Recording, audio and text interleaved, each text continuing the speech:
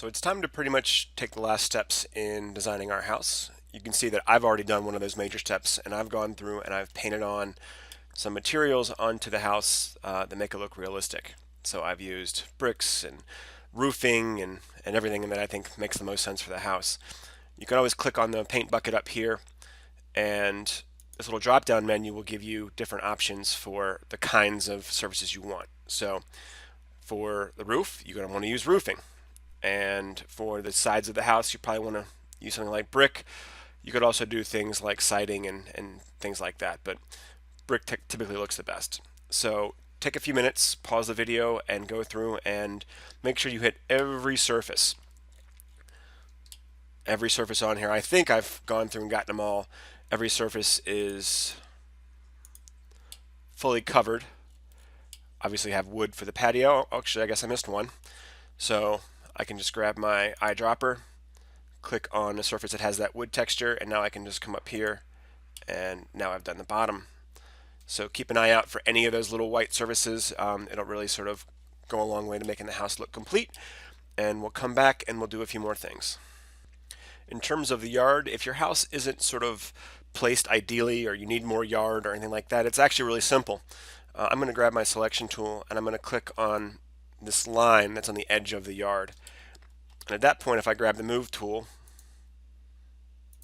I'm going to be careful that I'm not going to be either on the green or the red axis, but once I am, I'm going to hold down shift and I can just extend or decrease the size of the yard, and I can do that. Oops, that's what I want to avoid. I want to make sure that I'm going straight on one axis. I can do that for any of the various lines. Actually, what I need to do now is make sure that that line is no longer selected. Now I'm going to select this one instead. Then I'll grab the move tool and I can move it in and out, this time on the red axis, and I can give myself as much space as I need. The other thing I've added is I've added a sidewalk leading up to the front door and a driveway leading to the garage. I didn't just do it willy-nilly. I have used some guides to make sure it was lined up exactly how I wanted to show you how I did that for the sidewalk. I decided it would come off from this sort of last step. So I grabbed my measuring tool. I see my little plus indicator down there, so that's fine. If I don't see it, I can press the control key to get it. And what I did is I came straight out. That's going to be either in the red or the green direction, and I'm going to hold down shift, and that locks it in that direction. Now I'm going to bring my mouse down to tell it to come only as far as the bottom of this last step, and I'll click. And that brings a line out to here. Now I'm just going to make sure I get locked on the blue direction, and I'm going to bring it all the way down. And now from there I could draw a rectangle that starts here and goes all the way to the edge of my yard. The driveway is even simpler. I basically just created a rectangle from the edge of the garage door down to the end of the yard. One of the things you might have noticed is that the sort of side and back of the house is still kind of plain, and we're going to do some quick little magic to take the windows that we've already created and easily put them on the other side. So what I need to do is get both shutters and the window itself selected. I'm going to be really careful that I don't have anything else selected. That would really mess things up. And actually, when I look down there, I see that I accidentally also grabbed that pylon down there. So what I'm going to do is click out here in space and get a different angle on it. And I'm going to try again. And I'm going to look around and make sure that I don't see anything else selected, and I don't. And that's what I want. Now I'm going to right click and I'm going to do, mine says edit component because I've already turned it into a component. Yours will say make component. And what it's going to ask you to do is give it a name. And so I called mine full window. So like I said, yours will say make component. Mine already says edit because I've already made it. What I need to do is use this window on the right called the default tray. If I don't see it, I can go up to the window button, and for default tray I can hide or show it, and make sure that I need to make sure that the components thing is checked, so that that's one of my little tabs over here. And when you do that, I'm just going to click the little home button, and you see certain things are already in my home menu, and one of them is the full window. Another one is the guy, in case you lost the guy and you want him back. But what I can do is just click on this picture, and then I can slide it out, and when I click it down, if I saved it properly, it'll work just like the other one does, and it'll actually even cut the glass through the window. So I can add windows on this side as well. If I'm trying to be really precise, I'm going to make sure that I have done some measuring. So recall that our house, my house at least, is 30 feet long. So what I would probably do is bring a line out 15 feet. They're going to be a little harder to see with the brick there, but there it is. And then half of 15 is going to be 7.5 feet, and on the other side 7.5 feet. The house is 26 feet high, so I'll bring a line up to 13 feet, and then I'll bring one down that's 6.5 feet, and one that's up 6.5 feet. And to make things easier on myself, maybe just for a minute, what I'll do is I'll grab a different texture other than brick so I can see my lines a little bit better. And I'll just go ahead and bring a window out, and I'll use those lines to position my windows evenly on the side. And I'll do the same for the back. For the back, I will probably only do probably 2 windows up here, but before I do that, I'll add the guidelines to make sure that I'm doing it properly. Once I've laid these windows down, I can grab my eyedropper, click the brick, and then make that brick again, so that I no longer need those guidelines. So I can use components, I can make components and then use them to position windows here on the side and back of the house to make it look not quite so empty on those dimensions. Okay, so now we're really going to have some fun. We are going to use what's called the 3D warehouse, and we're going to download some components from some other people. So like a lot of sites, on SketchUp, what you can do is once you've finished something and you've made it in SketchUp, you can actually upload it to the 3D warehouse, and then other people can download it and put it inside of their creations. There are pros and cons. The cons are that these are actually made by people. They're not made by the company that makes the software. So some of them work, some of them are good, some of them are terrible. Some of them don't work the way they're supposed to. So it's just sort of trial and error. But basically, if you come in here and you search in the 3D warehouse for something, say, like the word tree, it's going to do a little search.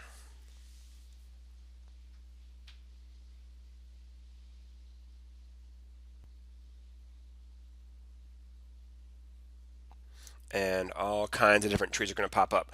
Some of them are going to make sense for us to use, and some of them won't. You see, we're seeing results 1 through 12 of about 20,000. So there are lots and lots and lots. Before you actually click on any of them, let's do a couple of things first. Go to Window and go to View, go to Toolbars, and make sure that you have the Layers toolbar turned on. When you do, you'll have this little guy floating around. I just stuck him right here in the end of that. I'm also going to go up to Default Tray and make sure that Layers is selected, and that's going to add this Layers box to my default tray over here. You see I already have Layer 0 and Layer 1. You'll probably only see Layer 0. And you can simply add layers by pressing the plus button. This is much like Photoshop. This will allow us to turn things on and off. And the reason why this is important is because once you start adding complicated things, I imagine the first thing a lot of you are going to go for is a car. So once you put a car in the driveway, the car is going to be a very complicated piece of geometry, and it's going to slow SketchUp down quite a bit, just having it there. So if you put the car on a layer, you can turn that layer off for the time being, and it won't slow you down any further. So for example, let's go ahead and I'm going to grab a tree. I'm going to click on it. I click on the picture. It's going to download, and it's going to pop up on the end of my mouse cursor. So I'm going to decide where I want to put it. Place it there on the ground. And I think this tree is a little too small for the house. So what I want to do is find the scale tool right here. Now, this is where it becomes a question of whether or not the person who created this tree actually did the heavy lifting to make it work right. If I click on it and I see these green boxes, then I can actually click on a corner one, and I can change the size of the tree to suit my needs. If that doesn't happen, then the person didn't go through the trouble of making it what's called dynamic. so it can't be changed. So you'd be better off just going ahead and finding a different tree in that case. What I'm going to do is, let me see, I'm going to go back to default tray and make sure entity info is turned on, and it is. It's up here. And what I can do is, while I have this tree selected, I can really easily move it from layer 0 to layer 1. And I could decide that maybe layer 1 is going to be all of my landscaping, trees, bushes, flowers. I might have another layer for cars and things like that. So now that it's on layer 1, if I go and I make layer 1 invisible, the tree goes away. And as I said, as you start adding more and more things to this, it's going to slow down. Doing things like orbiting around like I'm doing right now aren't going to work properly. I'm just noting something's obviously gone on with my roof. I'm not sure when that happened. Let's see if I can get that back.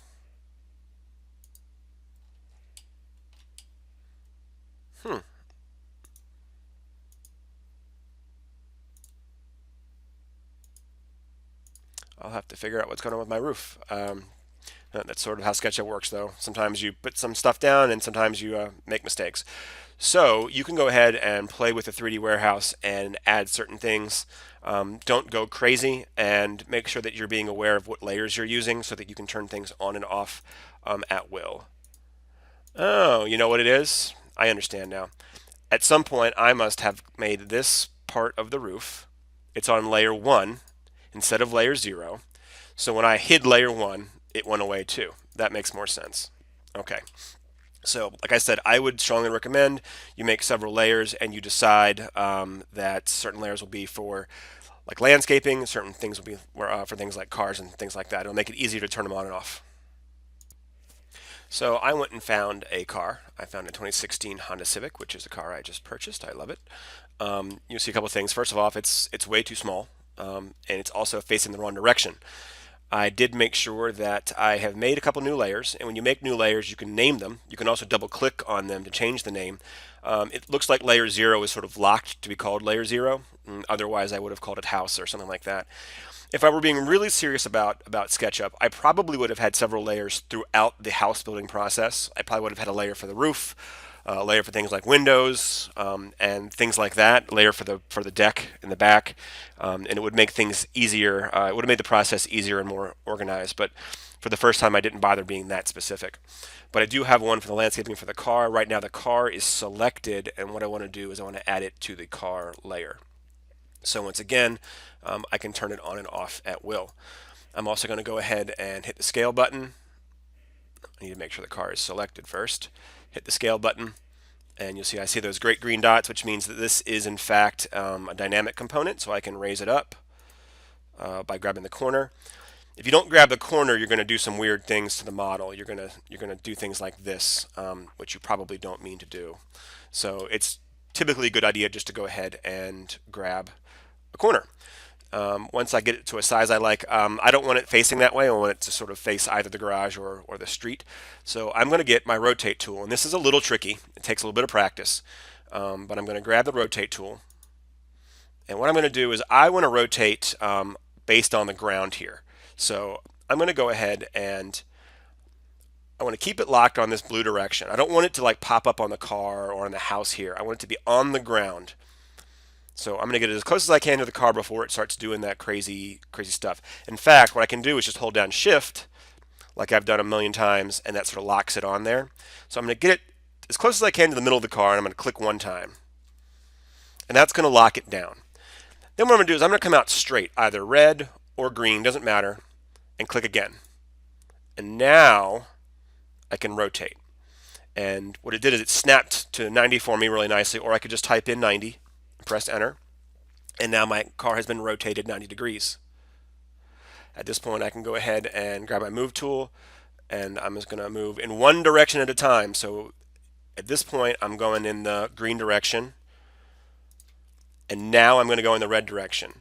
I'm not going to try and go diagonal. It might work sometimes, but what's going to happen is it's going to get sunken into the ground. So whenever I move in one direction at a time. One way, then the other. So I'm going to go ahead and keep my car here in the driveway. I'm going to go ahead and click my little home button and grab my dude and put him here. As a reference, I think that the car is a little too small based on the size of the guy. I'm not sure he would fit in there, so I'm going to go ahead and pump this up a little bit more. That looks a little bit closer to me.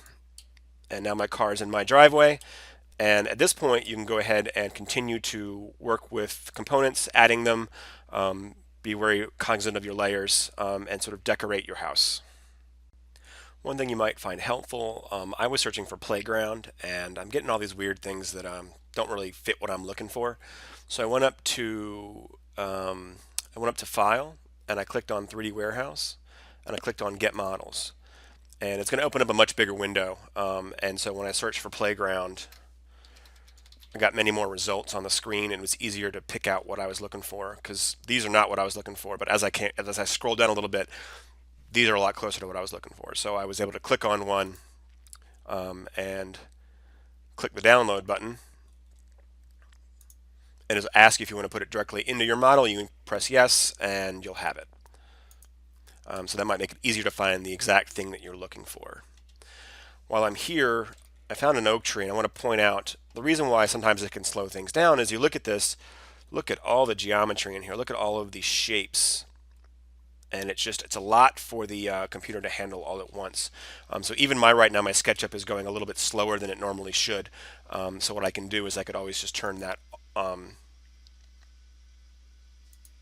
it's saying I can't hide the current layer, so I'll click on layer 0, then I'll hide the landscaping layer, and they're gone, and now I'm moving back at full speed again. Okay, so we've just about come to the end of the project.